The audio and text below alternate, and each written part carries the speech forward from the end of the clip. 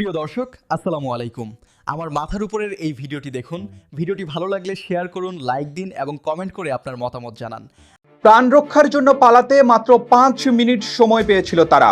আধুনিক অস্ত্রে সজ্জিত প্রধানমন্ত্রীর নিরাপত্তা দায়িত্বে থাকা স্পেশাল সিকিউরিটি ফোর্স এসএসএফ সর্বাধুনিক অস্ত্রে সজ্জিত এই বাহিনীর নিশ্ছিদ্র নিরাপত্তা বলয়ে থাকেন রাষ্ট্রপতি, প্রধানমন্ত্রীর মতো ভিভিআইপিরা। সদ্য সাবেক প্রধানমন্ত্রী শেখ হাসিনার আবাসস্থল গণভবনের চারপাশে এসএসএফের নিরাপত্তা প্রাচীর এতটাই শক্ত ও জালের মতো সূক্ষ্ম ছিল যে পিঁপড়া বের হওয়া ছিল ভীষণ কঠিন। অথচ গণভবনের এই শক্ত নিরাপত্তা বলয়ে গত 5 আগস্ট এসএসএফ নিজেই হয়ে যায় অসহায়, অনিরাপদ।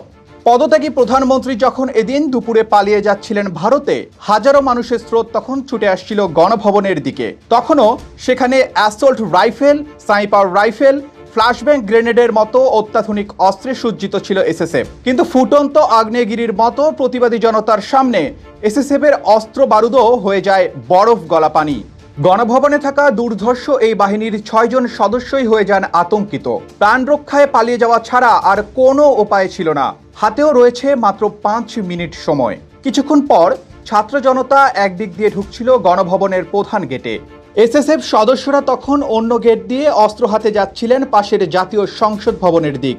সংসদ ভবনে গিয়েও বিপদ কাটেনি।